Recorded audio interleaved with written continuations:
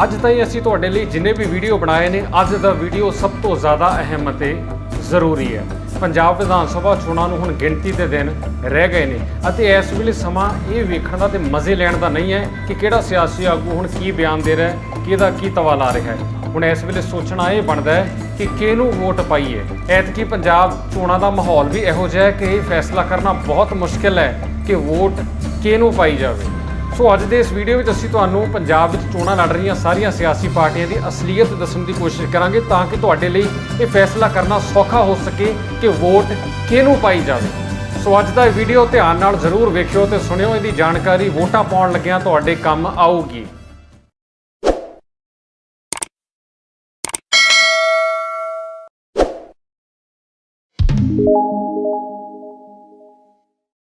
ਐਤਕੀ ਪੰਜਾਬ ਵਿੱਚ 5 ਵੱਖ-ਵੱਖ ਪਾਰਟੀਆਂ ਦਰਮਿਆਨ ਮੁਕਾਬਲਾ ਹੈ ਜੋ ਲੋਕਾਂ ਕੋਲੋਂ ਵੋਟਾਂ ਮੰਗ ਰਹੀਆਂ ਨੇ। ਆਓ ਇਹਨਾਂ 5 ਪਾਰਟੀਆਂ ਦੇ ਹਾਲਾਤ ਵੇਖਦੇ ਹਾਂ ਤੇ ਜਾਣਨ ਦੀ ਕੋਸ਼ਿਸ਼ ਕਰਦੇ ਹਾਂ ਕਿ ਲੋਕਾਂ ਦੀ ਵੋਟਾਂ ਦਾ ਹੱਕਦਾਰ ਕੌਣ ਹੈ। ਸਭ ਤੋਂ ਪਹਿਲਾਂ ਗੱਲ ਕਰਦੇ ਹਾਂ ਪੰਜਾਬ ਦੀ ਸੱਤਾਧਾਰੀ ਧਿਰ ਕਾਂਗਰਸ ਪਾਰਟੀ ਦੀ, ਜਿਨ੍ਹਾਂ ਦੀ ਕਿ ਇਸ ਵੇਲੇ ਪੰਜਾਬ ਵਿੱਚ ਸਰਕਾਰ ਹੈ।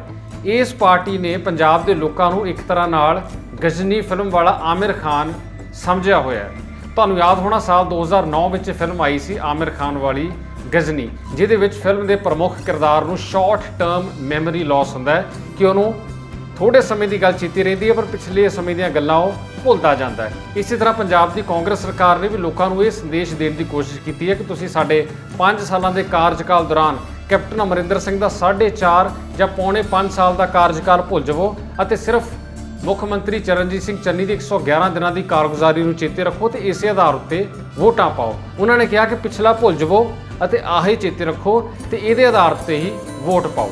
ਜਦਕਿ ਇਸ ਤੋਂ ਪਹਿਲਾਂ ਕੈਪਟਨ ਅਮਰਿੰਦਰ ਸਿੰਘ ਜਦੋਂ ਮੁੱਖ ਮੰਤਰੀ ਸੀ ਤਾਂ ਉਦੋਂ ਵੀ ਕਾਂਗਰਸ ਪਾਰਟੀ ਦੀ ਹੀ ਸਰਕਾਰ ਸੀ, ਇਹੀ ਸਾਰੇ ਮੰਤਰੀ ਸਨ, ਇਹਨਾਂ ਦੇ ਹੱਥ ਵਿੱਚ ਹੀ ਸਾਰੀ ਤਾਕਤ ਸੀ। ਪਰ ਉਹਨਾਂ ਦਿਨਾਂ ਦੌਰਾਨ ਕੈਪਟਨ ਅਮਰਿੰਦਰ ਸਿੰਘ ਵੱਲੋਂ ਵੋਟਾਂ ਤੋਂ ਪਹਿਲਾਂ ਗੁਟਕਾ ਸਾਹਿਬ ਉੱਤੇ ਹੱਥ ਰੱਖ ਕੇ ਖਾਧੀ ਹੋਈ ਸਹੁੰ, ਕੀਤੇ ਹੋਏ ਵੱਡੇ ਵੱਡੇ ਵਾਅਦੇ, ਉਹ ਸਭ ਕਾਂਗਰਸ ਪਾਰਟੀ ਹੁਣ ਚਾਹੁੰਦੀ ਹੈ ਕਿ ਲੋਕੀ ਭੁੱਲ ਜਾਣ। ਪਰ ਹੁਣ ਇੱਥੇ ਲੋਕਾਂ ਨੂੰ ਪੂਰੇ 5 ਸਾਲ ਦੀ ਕਾਰਗੁਜ਼ਾਰੀ ਵੇਖਣੀ ਚਾਹੀਦੀ ਹੈ।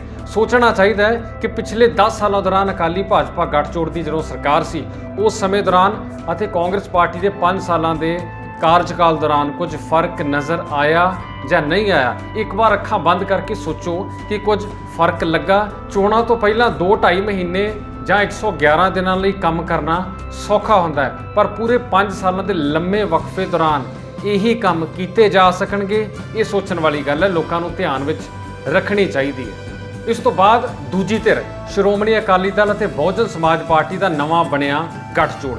ਇਹ ਗੱਠਜੋੜ ਤਾਂ ਹੁਣੇ ਬਣਿਆ ਪਰ ਸ਼੍ਰੋਮਣੀ ਅਕਾਲੀ ਦਲ ਬਾਦਲ ਇਸ ਤੋਂ ਪਹਿਲਾਂ ਭਾਰਤੀ ਜਨਤਾ ਪਾਰਟੀ ਯਾਨੀ ਬੀਜੇਪੀ ਦੇ ਨਾਲ ਗੱਠਜੋੜ ਵਿੱਚ ਸੀ ਅਤੇ ਦੋਵੇਂ ਆਪਣੇ ਸਬੰਧ ਪਤੀ ਪਤਨੀ ਵਾਲੇ ਗੱਠਜੋੜ ਵਾਲੇ ਸਬੰਧ ਦੱਸਦੇ ਹੁੰਦੇ ਸੀ, ਬੜੇ ਮਾਣ ਨਾਲ ਦੱਸਦੇ ਹੁੰਦੇ ਸੀ। ਫਿਰ ਕਿਸਾਨ ਅੰਦੋਲਨ ਕਰਕੇ ਇਸ ਪਤੀ ਪਤਨੀ ਨੂੰ ਤਲਾਕ ਲੈਣਾ ਪਿਆ, ਅੱਡ-ਅੱਡ ਹੋਣਾ ਪਿਆ। ਹਾਲਾਂਕਿ ਬਹੁਤੇ ਲੋਕੀ ਹਾਲੇ ਵੀ ਇਹ ਗੱਲ ਕਹਿੰਦੇ ਆ ਕਿ ਅੰਦਰੋਂ ਖਾਤੇ ਇਹਨਾਂ ਦੇ ਤਾਰ ਜੁੜੇ ਹੋਏ ਨੇ, ਉੱਪਰੋਂ ਭਾਵੇਂ ਵੱਖ ਹੋਏ ਨੇ। ਅਜਿਹੀ ਚਰਚਾ ਪੰਜਾਬ ਦੇ ਪਿੰਡਾਂ ਵਿੱਚ ਆਮ ਤੌਰ ਉੱਤੇ ਚੱਲਦੀ ਸੁਣੀ ਜਾ ਸਕਦੀ ਹੈ।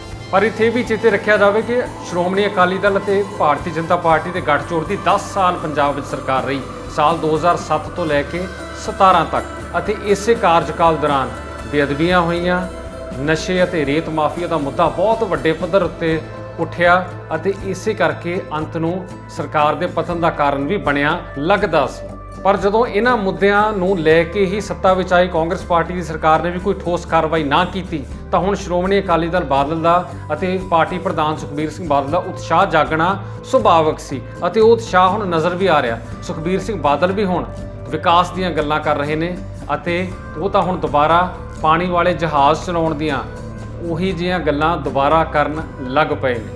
ਇੱਕ ਚੀਜ਼ ਹੋਰ ਵੀ ਨੋਟ ਕਰਨ ਵਾਲੀ ਹੈ ਕਿ ਸਾਲ 2017 ਵਿੱਚ ਸੱਤਾ ਤੋਂ ਬਾਹਰ ਹੋਣ ਦੇ ਬਾਵਜੂਦ, ਸੀਟਾਂ ਘਟਣ ਦੇ ਬਾਵਜੂਦ ਕੈਪਟਨ ਅਮਰਿੰਦਰ ਸਿੰਘ ਦੀ ਕਾਂਗਰਸ ਸਰਕਾਰ ਦੇ ਕਾਰਜਕਾਲ ਦੌਰਾਨ ਵੀ ਸ਼੍ਰੋਮਣੀ ਅਕਾਲੀ ਦਲ ਅਤੇ ਸੁਖਬੀਰ ਸਿੰਘ ਬਾਦਲ ਅਤੇ ਅਕਾਲੀ ਆਗੂਆਂ ਦੀ ਪੰਜਾਬ ਵਿੱਚ ਤੂਤੀ ਬੋਲਦੀ ਰਹੀ ਹੈ। ਉਹ ਕਾਫੀ ਤਾਕਤਵਰ ਲੱਗਦੇ ਰਹੇ ਨੇ ਅਤੇ ਇਸੇ ਕਰਕੇ ਬਹੁਤ ਵਾਰੀ ਇਲਜ਼ਾਮ ਲੱਗਦੇ ਸੀ, ਖਾਸ ਕਰ ਨਵਜੋਤ ਸਿੰਘ ਸਿੱਧੂ ਨੇ ਮੁੱਦਾ ਕਈ ਵਾਰੀ ਚੁੱਕਿਆ ਸੀ ਕਿ ਕੈਪਟਨ ਅਮਰਿੰਦਰ ਸਿੰਘ ਅਤੇ ਸੁਖਬੀਰ ਸਿੰਘ ਬਾਦਲ ਵਾਲੇ ਸ਼੍ਰੋਮਣੀ ਅਕਾਲੀ ਦਲ ਦਾ ਫਿਕਸਡ ਫਰੈਂਡਲੀ ਮੈਚ ਚੱਲਦਾ ਰਿਹਾ ਹੈ।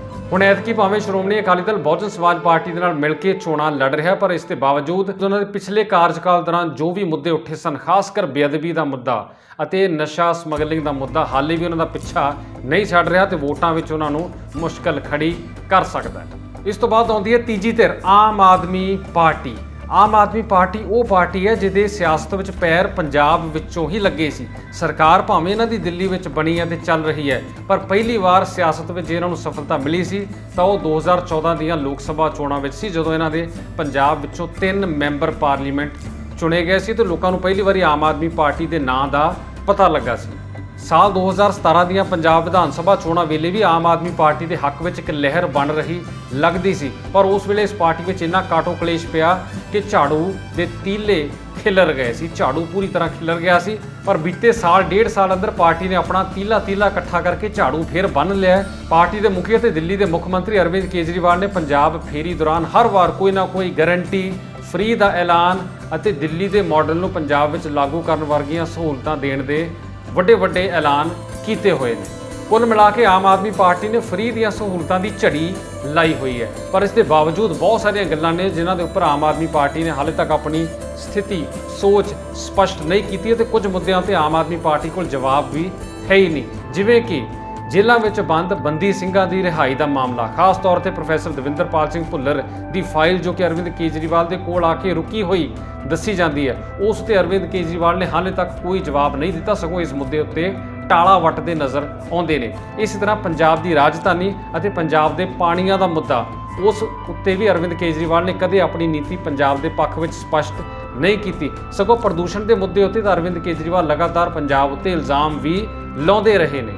ਇਸ ਤੋਂ ਇਲਾਵਾ ਆਮ ਆਦਮੀ ਪਾਰਟੀ ਦੇ ਉੱਪਰ ਇੱਕ ਬਹੁਤ ਵੱਡਾ ਇਲਜ਼ਾਮ ਇਹ ਵੀ ਲੱਗ ਰਿਹਾ ਹੈ ਕਿ ਆਮ ਆਦਮੀ ਪਾਰਟੀ ਬੀਜੇਪੀ ਦੀ ਬੀ ਟੀਮ ਵਜੋਂ ਵਿਚਰਦੀ ਹੈ, ਅਸਿੱਧੇ ਢੰਗ ਨਾਲ ਬੀਜੇਪੀ ਦੀ ਮਦਦ ਕਰਨ ਲਈ ਹੀ ਉਹਨਾਂ ਸੂਬਿਆਂ ਵਿੱਚ ਜਾ ਰਹੀ ਹੈ ਜਿੱਥੇ ਬੀਜੇਪੀ ਦੀ ਪਕੜ ਢਿੱਲੀ ਹੁੰਦੀ ਹੈ। ਇਹੋ ਜਿਹੇ ਇਲਜ਼ਾਮ ਪਾਰਟੀ ਦੇ ਸਾਬਕਾ member parliament doctor Dharamvir Gandhi ਅਤੇ ਪਾਰਟੀ ਦੇ ਸਾਬਕਾ ਆਗੂ ਗੁਰਪ੍ਰੀਤ ਘੁੱਗੀ ਨੇ ਵੀ ਲਾਏ ਨੇ ਅਤੇ ਉਹਨਾਂ ਨੇ ਮਿਸਾਲ ਵਜੋਂ ਸੁਖਪਾਲ ਸਿੰਘ ਖਹਿਰਾ ਅਤੇ ਐਚ.ਐਸ. ਫੂਲਕਾ ਦੇ ਨਾਂ ਵੀ ਦੱਸੇ ਨੇ ਕਿ ਪੰਜਾਬ ਦੇ ਹੱਕ ਵਿੱਚ ਗੱਲ ਕਰਨ ਵਾਲੇ ਆਗੂਆਂ ਨੂੰ ਪਾਰਟੀ ਤੋਂ ਬਾਹਰ ਕਰ ਦਿੱਤਾ ਜਾਂਦਾ ਹੈ। ਪਰ ਇਹਨਾਂ ਸਾਰੇ ਸ਼ੰਕਿਆਂ ਦੇ ਬਾਵਜੂਦ ਜੇਕਰ ਆਮ ਆਦਮੀ ਪਾਰਟੀ ਦੇ ਹੱਕ ਵਿੱਚ ਕੋਈ ਲਹਿਰ ਚੱਲਦੀ ਹੈ ਤਾਂ ਉਸਦੇ 2 ਪ੍ਰਮੁੱਖ ਕਾਰਨ ਹੋਣਗੇ। ਇੱਕ ਤਾਂ ਇਹ ਕਿ ਪੰਜਾਬ ਦੇ ਲੋਕੀ ਰਿਵਾਇਤੀ ਪਾਰਟੀਆਂ ਤੋਂ ਅੱਕੇ ਹੋਏ ਨੇ, ਜਿਨ੍ਹਾਂ ਪਾਰਟੀਆਂ ਨੂੰ ਹੁਣ ਤੱਕ ਸੱਤਾ ਵਿੱਚ ਲਿਆਏ ਨੇ ਉਹਨਾਂ ਤੋਂ ਤੰਗ ਨੇ, ਬਦਲਾਅ ਚਾਹੁੰਦੇ ਨੇ, ਇਸ ਕਰਕੇ ਉਹ ਵੋਟ ਆਮ ਆਦਮੀ ਪਾਰਟੀ ਨੂੰ ਪੈ ਸਕਦੀ ਹੈ। ਅਤੇ ਦੂਜਾ ਵੱਡਾ ਕਾਰਨ ਹੈ ਭਗਵੰਤ ਮਾਨ, ਕਿਉਂਕਿ ਇਸ ਵੇਲੇ ਆਮ ਆਦਮੀ ਪਾਰਟੀ ਕੋਲ ਭਗਵੰਤ ਮਾਨ ਤੋਂ ਇਲਾਵਾ ਇੱਕ ਵੀ ਅਜਿਹਾ ਆਗੂ ਨਹੀਂ ਹੈ ਜੋ ਪਾਰਟੀ ਦੇ ਪੰਜਾਬ ਵਿੱਚ ਪੈਰ ਲਵਾ ਸਕੇ। ਇਸ ਤੋਂ ਬਾਅਦ ਹੁਣ ਗੱਲ ਆਉਂਦੀ ਹੈ ਕੇਂਦਰ ਵਿੱਚ ਸਰਕਾਰ ਚਲਾ ਰਹੀ ਪਾਰਟੀ ਭਾਰਤੀ ਜਨਤਾ ਪਾਰਟੀ ਦੀ, ਬੀਜੇਪੀ ਦੀ।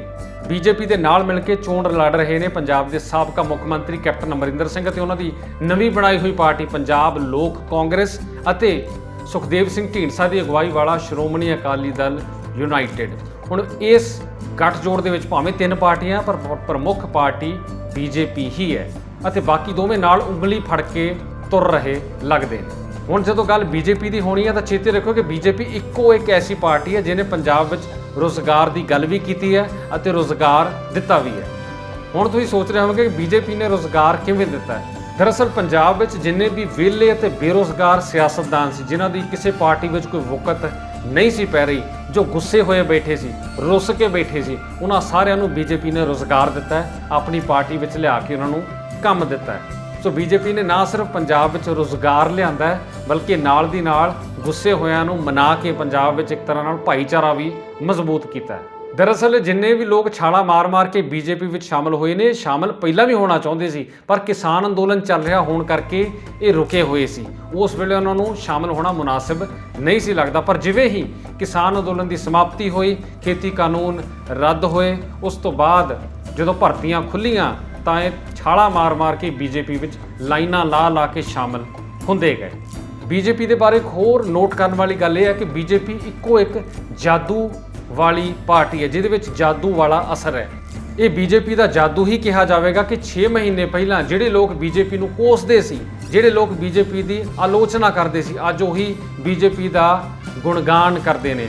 ਉਦਾਹਰਨ ਦੇ ਤੌਰ ਤੇ ਮਨਜਿੰਦਰ ਸਿੰਘ ਸਿਰਸਾ ਵੇਖ ਲਵੋ, ਜਾਂ ਫਿਰ ਨਵੇਂ ਬੀਜੇਪੀ ਵਿੱਚ ਸ਼ਾਮਲ ਹੋਏ ਹੌਬੀ ਧਾਲੀਵਾਲ ਨੂੰ ਵੇਖ ਲਓ, ਜਾਂ ਫਿਰ ਦਿੱਲੀ ਦੇ ਕਿਸਾਨੀ ਮੋਰਚੇ ਵਿੱਚ ਹਾਜ਼ਰੀ ਭਰ ਕੇ ਆਏ ਗ੍ਰੇਟ ਖਲੀ ਦਲੀਪ ਰਾਣੇ ਨੂੰ ਵੇਖ ਲਵੋ। ਇਹ ਸਾਰੇ ਉਦੋਂ ਬੀਜੇਪੀ ਬਾਰੇ ਕੁਝ ਹੋਰ ਬੋਲਦੇ ਸੀ ਅਤੇ ਹੁਣ ਜਾਦੂ ਤਹਿਤ ਕੁਝ ਹੋਰ ਬੋਲਣ ਲੱਗ ਪਏ ਨੇ, ਬੀਜੇਪੀ ਦੀਆਂ ਤਾਰੀਫਾਂ ਕਰ ਰਹੇ ਨੇ। ਕਿਸਾਨ ਅੰਦੋਲਨ ਦੌਰਾਨ ਭਾਵੇਂ 750 ਕਿਸਾਨ ਸ਼ਹੀਦ ਹੋ ਗਏ ਜਾਂ ਫਿਰ 1000 ਵੀ ਹੋ ਜਾਂਦੇ, ਪਰ ਜੋ ਬੀਜੇਪੀ ਦਾ ਸ਼ਹਿਰੀ ਵੋਟ ਬੈਂਕ ਹੈ ਉਸ ਨੂੰ ਇਸ ਨਾਲ ਕੋਈ ਫਰਕ ਨਹੀਂ ਸੀ ਪੈਣਾ। ਉਹਨਾਂ ਨੇ ਆਪਣੀ ਵੋਟ ਬੀਜੇਪੀ ਨੂੰ ਹੀ ਪਾਉਣੀ ਸੀ ਤੇ ਐਤਕੀ ਵੀ ਉਹ ਪਾਉਣਗੇ। ਪਰ ਇੱਕ ਚੀਜ਼ ਸਪਸ਼ਟ ਹੈ ਕਿ ਬੀਜੇਪੀ ਐਤਕੀ ਪੰਜਾਬ ਵਿੱਚ ਵੱਡੇ ਪੱਧਰ ਉੱਤੇ ਚੋਣਾਂ ਲੜ ਕੇ ਆਪਣੀ ਹੋਂਦ ਪ੍ਰਗਟਾਉਣ ਦੀ ਪੂਰੀ ਤਿਆਰੀ ਵਿੱਚ ਹੈ ਅਤੇ 2027 ਦੀਆਂ ਵਿਧਾਨ ਸਭਾ ਚੋਣਾਂ ਨੂੰ ਮੁੱਖ ਰੱਖ ਕੇ ਵੀ ਐਤਕੀ ਮੈਦਾਨ ਵਿੱਚ ਆਪਣੀ ਰਣਨੀਤੀ ਤੈਅ ਕਰ ਰਹੀ ਹੈ। ਹੁਣ ਵੇਖਣਾ ਹੈ ਕਿ ਬੀਜੇਪੀ ਵੱਲੋਂ ਆਪਣੀ ਪਾਰਟੀ ਵਿੱਚ ਧੜਾ-ਧੜ ਸ਼ਾਮਲ ਕੀਤੇ ਗਏ ਚੱਲੇ ਹੋਏ ਕਾਰਤੂਸ ਅਤੇ ਠੁੱਸ ਪਟਾਕੇ ਕਿੰਨਾ ਕੁ ਅਸਰ ਵਿਖਾਉਣਗੇ।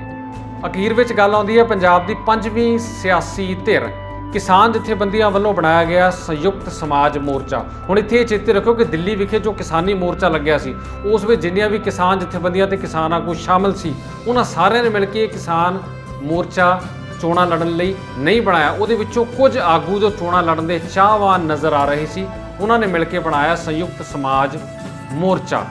ਕਿਸਾਨੀ ਅੰਦੋਲਨ ਦੌਰਾਨ ਇਹ ਕਹਿੰਦੇ ਹੁੰਦੇ ਸੀ ਕਿ ਸਿਆਸਤ ਦੀ ਮੋਰਚੇ ਵਿੱਚ ਕੋਈ ਥਾਂ ਨਹੀਂ ਹੈ ਅਤੇ ਜਿਹਨੇ ਸਿਆਸਤ ਕਰਨੀ ਹੈ ਜਾਂ ਧਾਰਮਿਕ ਗੱਲ ਕਰਨੀ ਹੈ ਉਹ ਇੱਥੋਂ ਚਲੇ ਜਾਓ। ਅਤੇ ਹੁਣ ਉਹੀ ਲੀਡਰ ਉਹੀ ਕਿਸਾਨ ਆਗੂ ਚੋਣਾਂ ਦੇ ਮੈਦਾਨ ਵਿੱਚ ਉਤਰ ਆਏ ਬਿਨਾਂ ਕਿਸੇ ਤਿਆਰੀ ਦੇ, ਬਿਨਾਂ ਸਾਰਿਆਂ ਨੂੰ ਨਾਲ ਲਏ। ਇੱਥੇ ਸਾਫ਼ ਨਜ਼ਰ ਆਉਂਦਾ ਹੈ ਕਿ ਕਿਸਾਨ ਆਗੂ ਜੋ ਚੋਣਾਂ ਲੜ ਰਹੇ ਨੇ ਉਹਨਾਂ ਨੂੰ ਇੱਕ ਬਹੁਤ ਵੱਡਾ ਭੁਲੇਖਾ ਇਹ ਰਹਿ ਗਿਆ ਕਿ ਉਹ ਦਿੱਲੀ ਦੇ ਕਿਸਾਨੀ ਮੋਰਚੇ ਦੀ ਸਫਲਤਾ ਨੂੰ ਇਹ ਮੰਨ ਕੇ ਚੱਲ ਰਿਹਾ ਕਿ ਚੋਣਾਂ ਵਿੱਚ ਵੀ ਬਿਲਕੁਲ ਉਸੇ ਤਰ੍ਹਾਂ ਦੀ ਸਫਲਤਾ ਲੈ ਕੇ ਆਊਗਾ। ਜਦਕਿ ਦਿੱਲੀ ਵਿੱਚ ਸਾਰੇ ਇਕੱਠੇ ਸੀ, ਜਦਕਿ ਪੰਜਾਬ ਵਿੱਚ ਆ ਕੇ ਸਾਰੇ ਖਿੱਲਰ ਚੁੱਕੇ ਨੇ, ਏਕਤਾ ਨਜ਼ਰ ਨਹੀਂ ਆ ਰਹੀ। ਚੋਣਾਂ ਲੜ ਰਹੇ ਅਤੇ ਮੁੱਖ ਮੰਤਰੀ ਬਣਨ ਦੇ ਚਾਹਵਾਨ ਕਿਸਾਨ ਆਗੂਆਂ ਨੂੰ ਇਹ ਵੀ ਇੱਕ ਬਹੁਤ ਵੱਡਾ ਭੁਲੇਖਾ ਰਹਿ ਗਿਆ ਕਿ ਦਿੱਲੀ ਵਿਖੇ ਮੋਰਚੇ ਦੌਰਾਨ ਜੋ ਸੰਗਤਾਂ 1 ਸਾਲ ਤੱਕ ਡਟੀਆਂ ਰਹੀਆਂ ਉਹ ਉਹਨਾਂ ਦੇ ਮਗਰ ਆਈਆਂ ਸੀ, ਜਦਕਿ ਉਹ ਉਹਨਾਂ ਦੇ ਮਗਰ ਨਹੀਂ, ਉਹ ਆਪਣੇ ਹੱਕਾਂ ਲਈ ਉੱਥੇ ਬੈਠੇ ਸੀ। ਕਿਸਾਨ ਆਗੂਆਂ ਤੇ ਕਿਸਾਨ ਜਥੇਬੰਦੀਆਂ ਦੀ ਚੋਣਾਂ ਪ੍ਰਤੀ ਕੀ ਪਹੁੰਚ ਹੋਣੀ ਚਾਹੀਦੀ ਸੀ ਰਾਕੇਸ਼ ਟਿਕੈਤ ਤੋਂ ਸਿੱਖਿਆ ਜਾ ਸਕਦਾ ਸੀ, ਕਿਉਂਕਿ ਟਿਕੈਤ ਨੇ ਹਮੇਸ਼ਾ ਸਿੱਧੇ ਚੋਣਾਂ ਲੜਨ ਦੀ ਥਾਂ ਵੋਟ ਕੀ ਚੋਟ ਦੀ ਗੱਲ ਕੀਤੀ ਸੀ ਕਿ ਸਿਆਸੀ ਪਾਰਟੀਆਂ ਉੱਤੇ ਦਬਾਅ ਬਣਾਉਣ ਲਈ ਕਿਸਾਨਾਂ ਨੂੰ ਜਨਤਾ ਦੇ ਵਿੱਚ ਵਿਚਰਨਾ ਚਾਹੀਦਾ ਹੈ ਅਤੇ ਉਸੇ ਹਿਸਾਬ ਨਾਲ ਵੋਟ ਪਾਉਣ ਲਈ ਲੋਕਾਂ ਨੂੰ ਪ੍ਰੇਰਿਤ ਕਰਨਾ ਚਾਹੀਦਾ ਸੀ। ਯੂਪੀ ਚੋਣਾਂ ਵਿੱਚ ਇਸ ਦਾ ਅਸਰ ਨਜ਼ਰ ਵੀ ਆਇਆ ਸੀ ਅਤੇ ਵੋਟ ਕੀ ਚੋਟ ਨਾਂ ਦੀ ਇਸੇ ਰਣਨੀਤੀ ਕਰਕੇ ਹੀ ਖੇਤੀ ਕਾਨੂੰਨ ਵਾਪਸ ਲੈਣੇ ਪਏ ਸੀ 5 ਸੂਬਿਆਂ ਦੀਆਂ ਵਿਧਾਨ ਸਭਾ ਚੋਣਾਂ ਤੋਂ ਪਹਿਲਾਂ। ਸੋ ਟਿਕੈਤ ਵਾਲੀ ਉਸ ਸੋਚ ਦੀ ਥਾਂ ਚੋਣਾਂ ਦੇ ਮੈਦਾਨ ਵਿੱਚ ਸਿੱਧੇ ਆ ਕੇ ਕਿਸਾਨ ਆਗੂਆਂ ਨੇ ਇੱਕ ਤਰ੍ਹਾਂ ਨਾਲ ਇੱਕ ਬਹੁਤ ਵੱਡਾ ਰਿਸਕ ਲਿਆ ਹੈ ਜੋ ਕਿਸਾਨੀ ਅੰਦੋਲਨ ਦੀ ਸਾਖ ਨੂੰ ਵੀ ਕੱਲ੍ਹ ਨੂੰ ਪ੍ਰਭਾਵਿਤ ਕਰ ਸਕਦਾ ਹੈ। ਸੋ ਇਹ ਸੀ ਸਾਰੀਆਂ ਸਿਆਸੀ ਪਾਰਟੀਆਂ ਦੇ ਹਾਲਾਤ ਅਤੇ ਇਹਨਾਂ ਦੀਆਂ ਵੋਟ ਪੈਣ ਦੀਆਂ ਸੰਭਾਵਨਾਵਾਂ।